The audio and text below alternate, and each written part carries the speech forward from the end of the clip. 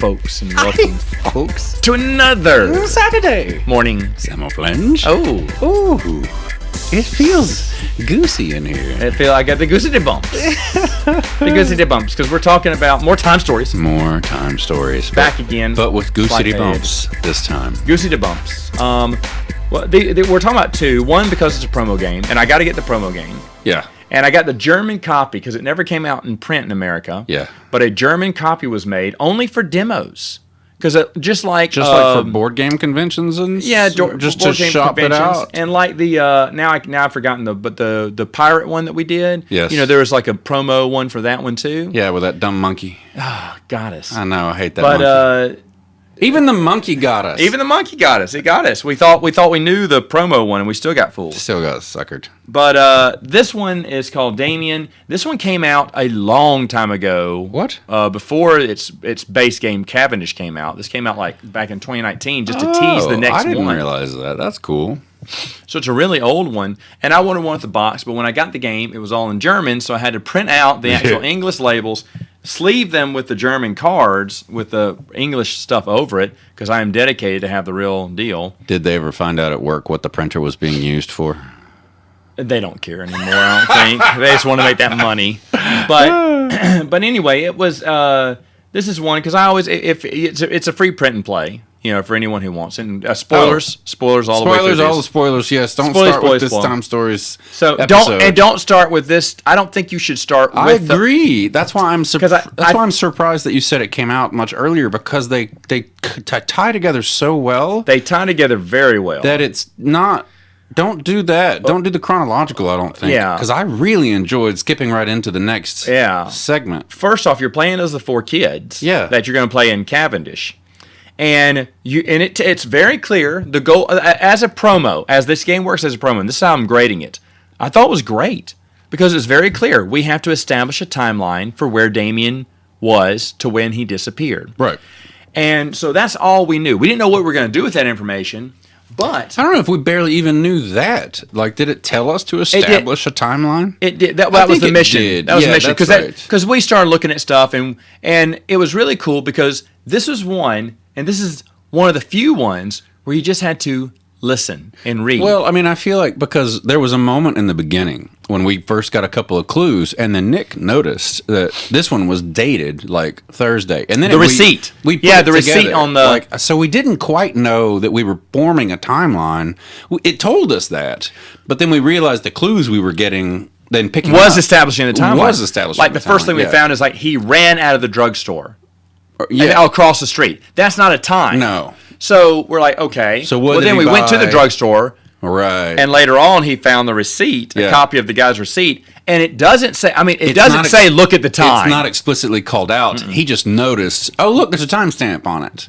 And so that was cool. And that timestamp was important because later on, school starts at 8. This took place after 8, 8:07 or 8:14. Right. And then I found something that was like a newspaper that was dated the day before or something, so we knew that was first and that kind of thing. And then someone, I can't remember who, someone talked to Damien right before school started. Right, so he knew it was before 8. And he wasn't going to school, he said, because remember, he never showed up at school. Right. But she said, yeah, I saw him right before school started, which we knew, okay, that was it. So there wasn't like because I thought when we saw the receipt, I thought, okay, everything's timestamped. Look at everything, But no, just that receipt was. Yep. And it was just, they were just using clues like before school or after school or things. Yeah, exactly. It was great. And I love how it's a very short adventure, but finally you have to get a bunch of things, then go by the police station. You may not go early. Yeah, you can't go early. But you have to get everything else done before you go to the police station because you look at their board with the little pin pushers and the thread. Classic. And we're doing the exact same thing with all of our little style tokens. We didn't know what the tokens meant. In fact, there are numbers on each side of the token. I never noticed that until the instructions said, put this in the timeline and find the biggest number. And I was like, what is it talking about? And then we realized they were numbers. And then we looked at it. It was very similar to the DNA from the zombies in the second episode of Time Stories. But we never saw it. We never were saw it either, there. Because remember, you the have DNA to connect was at the bottom and we were like, it's right in front of us the whole time. But the numbers were right there too. So it was the throwback. It looked like And here's the thing. There were a billion ways to put it together. You didn't. If you put it together, you didn't think, okay, see, now it matches. Right. No, any timeline, because they were like snapshot flashbacks, like black and white flashbacks of what the events, but you had to figure out what happened and when, and you didn't, but then whatever number you picked, there were items of each one of those numbers. And just think, there's so many combinations of that item deck you don't use because there's so many wrong red herrings. Wow. You're looking for the highest number. Well, the highest number isn't the highest number on the token. The highest number I think the tokens could get was 99. Wow. Because there's a 9 and 9. But the thing is, that was wrong because it was something in between. You had to combine them and put them next to each other to get the numbers instead. And then find which one was the highest. That's right. And it's so smart. And then once we finally did that, there was one final question where if there was one clue that I had where someone said that he ran off into the woods. Yeah. And then you have a 5-part question. You've only got one choice, and you have to pick. Do you go this way, this way, this way, this way, or this way? Right. All of them are wrong. And I just happened to remember that one piece of dialogue from that one line at the very beginning that he ran into the woods. It was like, we're going to the woods. We're going to the woods. Going to the woods. It was the best. Yeah. That was a really exciting revelation to have that. Yeah, I know how to do it. Yeah. Again, the key on this one was pay attention to the small details. Yep. Pay attention to the small details, which was nice. Nice for a promo. Mm-hmm. In fact, I love the promo. I thought it was so much fun. I thought so too. It was great. I also thought that there's certain things, like we were gathering money. There's a million ways to waste money. Yeah. You can go to the store, buy gum, which we did, and we never used. We just bought. But the thing is, the jukebox. The jukebox has 3 songs on it. Was so smart. I thought it was more than that, but I can't remember. You may be right. Just 3 or 5, but still. Yeah. But anyway, you had to put a coin in each time, and only one. And we got it the first time. We got the first time, but just to be sure, we had to play it again. We had to make. We would spend our money and wasted everything. And it was just like, that's a nice song. That's a nice song. I was like, oh, it's just all bad. We may have even stopped. There may have been 6 songs, I believe. You may I don't know. Right. There's lots of ways to waste your money we did too. Waste our money as well, which was interesting. Yeah. But I think even picking the tune, there was some other clue in there. Yeah, there was. That made me say, hey, let's do this one. This one sounds like one it's of the tunes. I think gave us a timeline clue, something to put together. It was so neat. Mm-hmm. And again, this is a promo we're talking about. Right. I think I agree with you. I don't think you should start with this one. I think you start with the Hadal project and you're fine. But this one doesn't seem.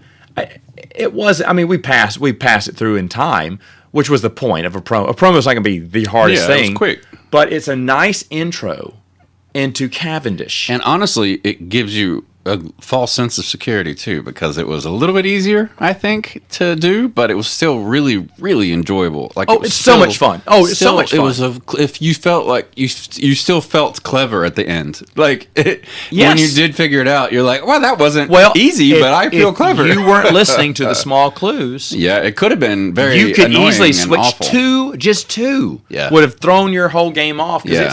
The numbers were designed on those tokens tricky to throw red herrings off. Exactly. Some of the lower early pieces had some of the higher numbers on it. That's what I think was fun, and I say that because we went into Cavendish on a high, and then suddenly everything shifted. Because we made our way to the mansion, and it shows us all standing out the mansion going, all getting scared, but Damien saying, stay away or something, or saying only one person can come in, or something. And then like it that. ends, and then it's just a over. It's a perfect opening chapter. Setup. And you can almost see like the lightning crash, and then like the title card pop up. In Yeah, the movie you're watching. Yeah, and then the movie comes, and then the movie starts, and now Cavendish starts. Yeah, Cavendish starts, and this again something unique we've never seen.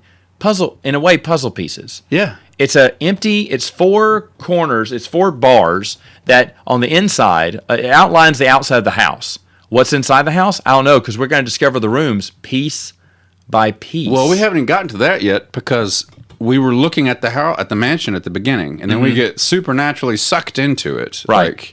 So we get pulled in, so the fear factor continues. But then we're in the front lawn. We're not even in the house yet. Like, we're the through first the gate. part was just trying to get into the house, which you're right. The house thing is great, but like, let's not forget how cool the outside was, because like it was great. It was like a graveyard area, and then what was the other? It was like a greenhouse that we had to figure out some stuff, and we found our graves. And we where found our if own you graves. interact with your grave, And this was cool something will happen. because- But if someone else interacts with your grave, nothing happens. Right. And then one thing that was neat about the prequel story is that occasionally, and they didn't explain it in the prequel, but occasionally we would see our own faces in the newspaper. And it would reflect ourselves, and instead of Damien being missing, it was us.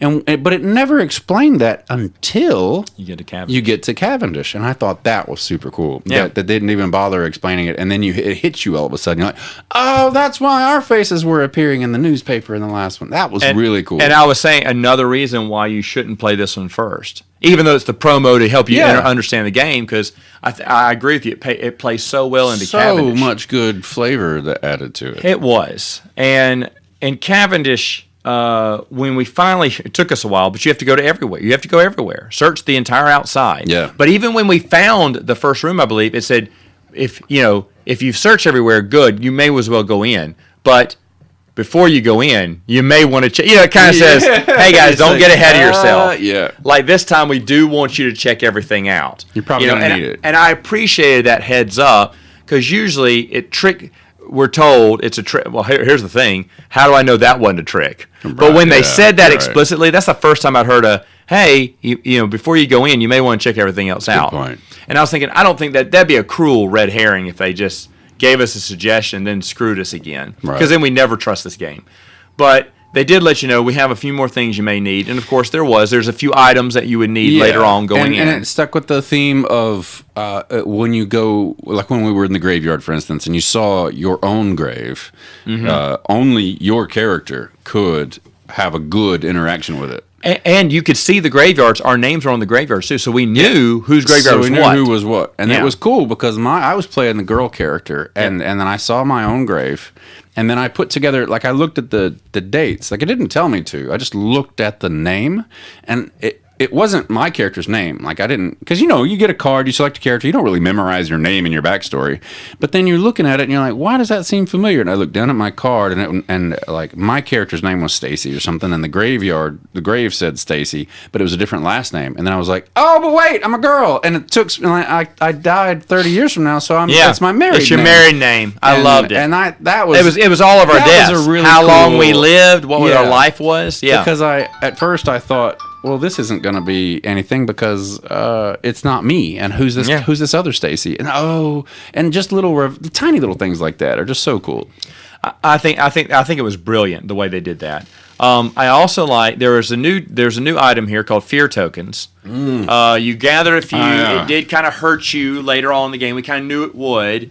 But there were certain things where you were going to get one fear if you failed. You're going to get three fear if you. We have played board games before, but not in Time Stories. But you and I have played Time Stories or board games in Board Game Night where that you do collect and you do collect bad things as well as good. If you build up too many bad things, then a really bad thing happens. Or something I was going to say Expedition Everett. What was that? The one in the white line. We did have this sanity. Yeah. You're and right. So it was similar to that, but it was fear, and we didn't know. But the thing is, we didn't know what it was. You didn't know. No. It didn't tell you what fear did. At first, we thought it was till good. The end. At first, we thought it was a good thing. We were like, "Ooh, I got some of these tokens. I got some of these tokens there." Yeah. Oh wait, this seems like it might be bad. This may be bad. We don't know what's going on here. And then didn't we have secret missions too as well? We all had secret goals again. And because I remember one of my powers or something was to be able to clear all that fear out, or Nick's yes. You were able to dump a bunch of fear at once. Yeah. So we loaded up someone with fear. Loaded someone up and then just cleared it out. Fear. Right.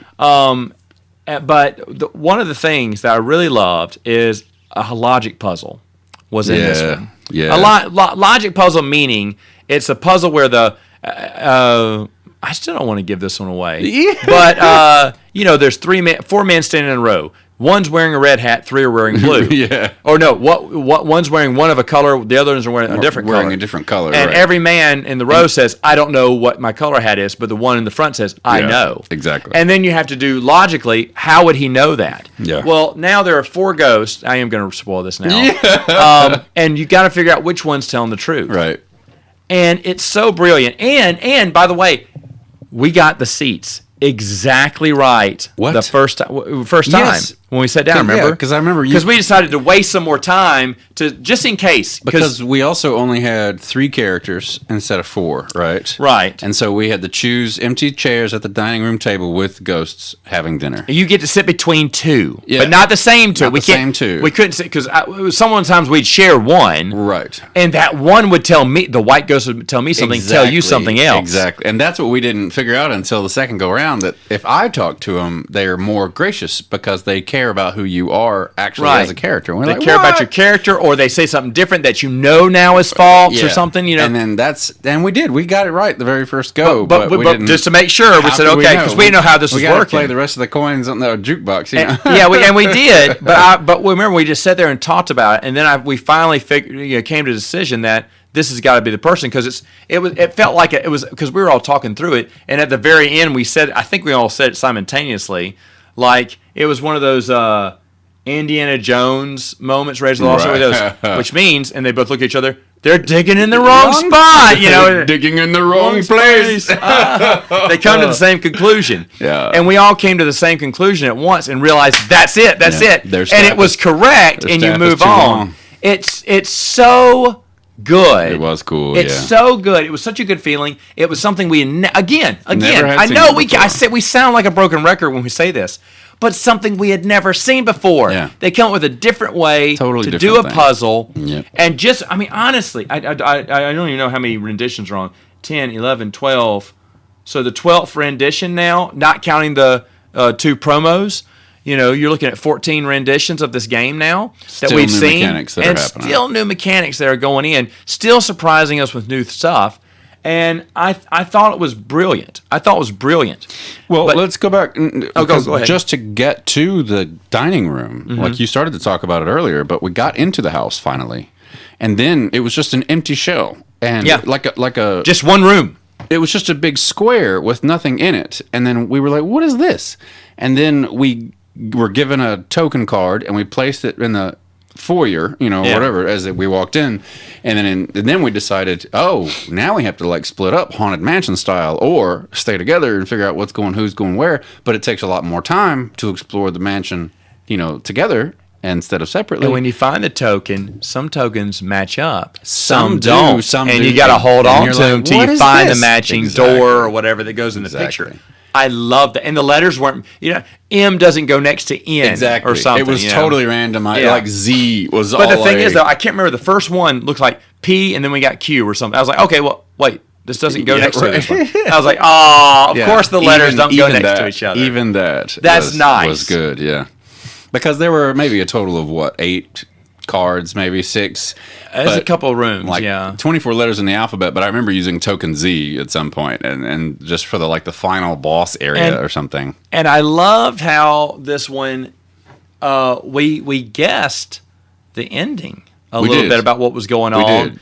But the thing is, though, the clues were there. Right. The clues were there.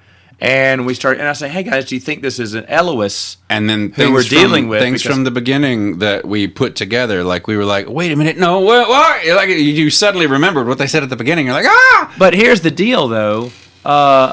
This one, unlike the other ones, ties into the main storyline, which they said they're going to stay away from. I'm not complaining. I'm not either. But if you haven't been paying attention to the big storyline, then you don't get the clues. Exactly. Now, that's a good point. Not that you're going to miss anything, because you're going to say, "Oh, wow, there's this weird alien that wants to help us now." Right. But if you're playing with the Legacy Edition like we were, you already know before they even reveal who it is. We were like, the clues are there. We got it. We knew. Yeah. The clues are there. But I found that interesting because the whole purpose of doing this blue section was to stay away from the Legacy. And we'll talk about the Legacy storyline next week. But sure. But the thing is, though, I found that interesting that they had so many Legacy moments in there. That's true. The Green Stone, exactly. which we'll talk about later. The Elois. It felt very who are the big baddies, by the way. The story was that we loved from the first cycle. Yeah, absolutely. And so. There's a lot of good things, but I want to get to one. And then the twist that the big bad helped us and then betrayed us again. Yeah. But we don't know if he helped us or not. Yeah. It's great. It's great. Well, he helped us in that. He helped us for a second. I was away, so let's explain about this. So, I happened to play Anton's best friend. Right. At this point, this has never happened before either. I have to go into another room with a level, and play it solo. Physically left the room with a level, with a room deck, with a secret deck that only I could go. I still don't know what happened. So tell me what happened. Meanwhile, y'all continue the storyline. Right. Well, I read the card. It says you and this is what I missed the first time. It says you're free to exit you're free to leave this room at any time.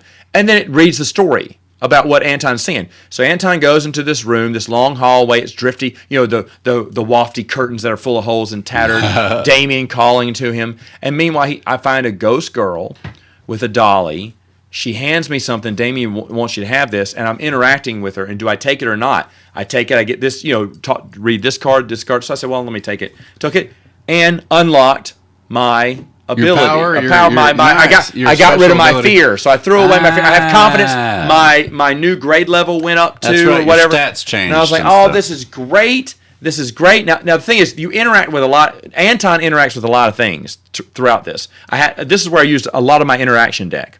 It seems like every card I flipped over, he had to interact with it. New conversation. And it was just a conversation. But when the little girl offers me whatever it was, I unlock it. Now you're feeling awesome. And then the last card, Damien, the ghost Damien, is like, come with me into the playroom. Yeah. Hurry. Right. Well, what we've been told, this is how brilliant this game is. Leading up to it. We've been told not once, but twice. Yeah. Don't go into the playroom. Anton, do not go into the play. Again and again and again. Okay.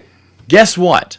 Yeah. I didn't know what to do because it says, if you go into the playroom, choose take deck. Item D or take whatever. Out whatever. And I was like, okay, because I had a second deck. I was like, or a second card, or no, read card, whatever. I don't know. But I was like, well, I don't want to. But I was like, well, where do I go? And I'd forgotten that it says you could leave at any time. The intro card did. So I went back through all my things saying, is there anywhere else to get out? And I thought, I'm trapped. Because remember, I had those 2 rooms that were in there. I had another deck, deck to the playroom. Right. But I was like, well, I don't want to go to the playroom. Where else can I go? And I said, do I have to go to the playroom? I said, and I thought, well, maybe I'm going to go. And I was like, no, because it said no. Well, I said, well, maybe they'll call me back. And that's why I waited. Right. We thought that our story would call you back. Yeah, at this and point, that's what we assumed. Call him back into the room. And so I thought that. And so I said, y'all still call me back? I said, well, I'm sorry because I shouldn't be here then because, I'm still trapped in. Because the map that I was given, the small 1-card map I was given, shows me in this like vortex away from everyone. Oh. So I was like, okay, well, sorry, I haven't come back yet from the vortex. And then I read the intro card. There at the beginning, you can leave at any time. I was like, oh, dang it. So I left and joined them. But here's the deal. Because when we read the ending, when we won, it says I remember this. Your 3 capsules and 1 ghost, because they were sure they were going to fool you. Really? Yes, and you know why? Because the card before Damien sent to the playroom, you unlocked your mission. Now you have all this confidence power. Your stats are up. Yeah. Your confidence is high. I got this. Yeah. And then you charge into the playroom. And you're screwed. And you die. And you become a ghost. You really? So you die? You would have died? I would have died. That's why the ending read, your 3 time capsules and 1 ghost. And I was like, that's kind of weird. Why is that? Just to tell you what B Squad did. Well, that's cool because that's what... Well, hang on. Because the ghost was who we rescued when you were out of the room. The real Damien, and that was a fake one for me. Oh no! Because remember, he can the main bad guy can personify anyone, right? And so he was intended to be Damien, but the only clue was don't go into the playroom, in which they said explicitly several times to Anton. So B Squad plays this. Yes, please tell me more. And I'm not Anton. The rule goes, they all pick their characters, and I picked first. I think I was Jennifer. I think it was your character. And so I went where they told me to go. I didn't give them a clue. They failed miserably at the ghost one. They did not under the riddle, the logic riddle. Oh, with the table at the dining room table. They failed poorly. Couldn't figure that out. They did a wrong. If you do a wrong thing, something really bad happens, and they lost a lot, and they're like, "Okay, let's go back." And then looked at it again. It's like, "What do we think about?" And then finally, someone goes, "Wait, guys!" And I said, "There it is." I'll just point. I said, "All right, let's go." Because when they said, I said, "So this ghost?" I said, "The red, whatever, the wrong ghost." I said, "That one. You're sure?"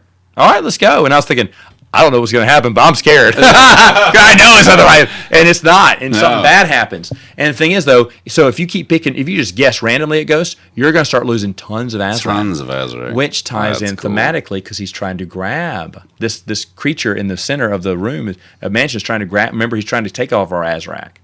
Yeah, that's his exactly goal. Right. So, I'll go back anyway in a minute. But anyway, so the kid went off, and I was like, please don't do it. Now I don't know about y'all. We did not free the Elois. They decided not to trust him, even though they knew the big storyline and they knew that he was bad. But Damien, in one of the interaction cards I got, he said, "Where's Anton?"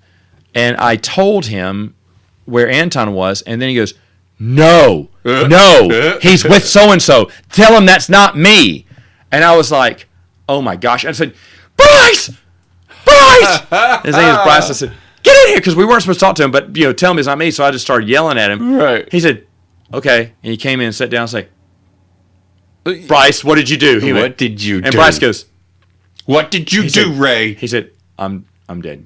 What did you do? And he said, "I'm a ghost." And then that's when it clicked. That's why it says ghost at the end. Ghost. And I was like, but because he thought that, he said, "Guys, well, he said, unlock my secret mission." Yeah. But he thought he did something really awesome. Yeah. He made the right choice. I think any choice you gave on that little would girl have would have given you unlocked that the power. mission. I think it was a hook just to make you feel very confident. It's so smart. So that you can go into the playroom and so smart. And so you go into the play vanquish. because you feel like you've got your super You're numbers powered up. again. Your confidence is up. Mario has eaten the mushroom and the flower and the raccoon suit. I lost all my fear. I got my confidence to the max. And now Anton's Superman. That's I'll awesome. go whoop something. I'll go whoop something in the playroom. And no, you get whooped and you get to because his soul got sucked out by the thing. He became a ghost. Don't mess with the supernatural boys. I was like, wow. And I told him what happened. And I told Bryce, I said, "Did you notice the card so you can go back anytime?" He's like, "Oh, does it?" I said, "At the very beginning." He's like, "Oh man." And everyone's like, "Bryce." I went,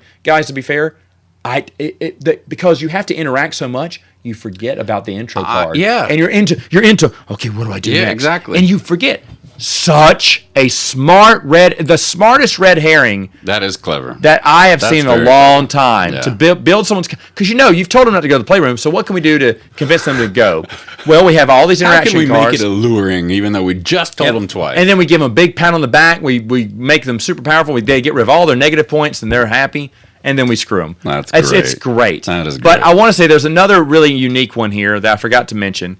Was Nick becomes a ghost for a little while, and he has to do the are guessing what book on singular book on a wall. Yeah, a huge wall like a Beauty and the Beast library style. And he suddenly was like, it's one of those cards that has the big red heading says, stop before you do only anything one else. person may read. Like don't proceed. It's very much like a choose your own adventure book first page. Do not read this book not read from it in order. page to page. And so the only thing he could do was say yes or no, and couldn't even. But with knocks, with one knock or two knocks. Yep.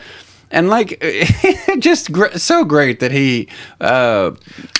But we had seven. He could just do the yes or no's, and we had 7 tries. 7 tries out of and we had to figure out logically process of elimination. Even if it was one card, there are 3 bookshelves and several books on each bookshelf. Yeah, this is how hard it was. Yeah, and it gave you a little bit of an example. It says, for example, like, and we've never seen that before, because the puzzle would have been confusing without. It was because it said, for example, you can ask if the book is on a shelf with a skull or something like that. And you can ask what color the book is, exactly. or if the book is red. You have to say yes, no. It didn't say that. We figured that out. Yeah, because that's what I liked about it, is that it only gave you the example of, you can ask, is it on the shelf with a skull? And then you look at the bookshelf and there's like 7 skulls, up there. So that's not helpful. Or an item, and there's several different items. So we figured out, all right, well, what would give us the best bang for our buck? A process of elimination. And we looked at them and we counted, is it on this side of the room or something like that? It's Guess Who, the board game. Yeah! It is. And I loved every minute of it, because in Guess Who, you're trying to get the biggest statistic eliminated. And instead of 20 questions, it was 7. Yeah. And so we're trying to, so we went to row. We went is it on this row? Top row. Boom. Yeah. Oh no, we split the deck in half. We split it in half. Is first. it to the left or right of this book? So we eliminated half the room. And or no, we couldn't say left or right. Is it to the right of this book or whatever? No. Okay, then get rid of them. Yeah. All the rest. Or yes, it is. Okay, then get rid of the other half. And so we really started doing that over and over again just to get. But even when we got to that bookshelf, the last card had 3 bookshelves and several books. And even when we knew what shelf it was, there were still several books. Yeah. And we had to keep slicing it in half. But just like Guess Who, loved it. It was great. Loved it. It was great. So we had to use every question to get it right down to the wire. And you know what this felt like? There were smooth puzzles. It felt like Madame for me. Had those smooth, fun puzzles to figure out that weren't overly frustrating or complicated, but you had to give an effort. You had to be smart about it. You had to take your time, figure it out, and be clever, and use the best efficient method to get there. Yeah. It was very cool. But Cavendish really good, and our team, our B squad, they failed on the ghost riddle. Yeah. How did they do on the bookshelf? The bookshelf one, no, they got that wrong too. Really? They got that wrong too. Yes, I did not help with that. You mean they didn't? They chose the wrong book. In fact, I said I would read. I said, let me read, guys. Nice. And so that way I couldn't talk and help them, but they chose the wrong book. Nice. They got very close. They got to the shelf, but they ran out of questions. Oh, because they weren't asking the right questions. They just had to guess when it came to, there's 5 books on the shelf. They had to pick one. And that was a really good reward, too, if I remember. It was. If you don't get it, then you don't get the big reward. It takes a little bit longer to get there. They knew better than to give the Eloist the stone. But they did. But that's because they know the full storyline too. So they did do that. But that's something for later. I mean, I agree. But we gave them the stone too, didn't we? Nick and I gave them the stone. You gave them the Eloist. But there was something to it that seemed bad. Well, the Eloist helped you out in the battle, and then in the Legacy version, which we'll talk about next week. But the Legacy version, something bad happens. What do you mean the Legacy version? Well, that's an experience. Okay. But either way, though, I'll talk about that one. But as the just Cavendish goes, Team A did better. Fantastic. Because they had a ghost. They ended up with a ghost. They ended up with because when I read it a second time, then I got the joke because I didn't know what the ghost was. I thought because Cavendish Mansion is full of ghosts that we took a ghost with us. Oh, you thought it was just like an extra little. I thought that when I was reading the end, I thought, oh, okay, we took a ghost with us. That's funny. And this time I realized, the ghost is Anton because they think for sure they got you. Yeah. So overall, lovely. Just as much fun as any of the rest. Yes. So great. Yes. Have there been a time story? There's one that we didn't like. Maybe one or two we didn't really like. The only one I thought was mediocre, and it was fine, but because I didn't get the history of it, was Estella Drive. Because it didn't tie into the overall legacy, which I wanted. Right. And then secondly, though, I didn't know the Manson murders. I didn't either. But if you know the Manson murders, supposedly would have been crazy you can rock through that. Yeah. And you're right, and that's fine. But so honestly, everything with this cycle, I have supremely enjoyed. It's so enjoyed. much fun. Just it's so different. They're all equal to me. Like I've had a lot of fun with all of them, including the prequel one. Like that, if you I know these together, even that one was so much fun. Yeah. Totally agree. But this has been a consistently graded good cycle for sure. And we went into this with low hopes because we'd heard because they're not selling. The blue cycle is all on. So you can get these games for like $8 brand new, no kidding. $7 brand new. It's That's just pathetic. Because they've kind of just dumped their stock in it because people got really pissed at Madame. And didn't even bother trying Blue Cycle. If you are listening to this podcast and you have played Time Stories and you got really upset with Madame, fine, good on you. It doesn't matter. That's your choice. If you got upset with it and are not playing this cycle, you are really missing out on You're missing out on some great. fun experiences. I mean, it's really fun. I agree. They've been great experiences. On par with experiences. some of the best of the White Cycle for sure. I agree. I've had so much fun. Totally I've had agree. so much, and that's fun instead of frustrating. We've had some frustrating moments in the White Cycle because we couldn't figure things out. But this one didn't make. I mean, there are some hard ones. There are some twists and turns, but you enjoy it. It. It's still kicking our butt every single Saturday. Morning. Samoflange. Dang.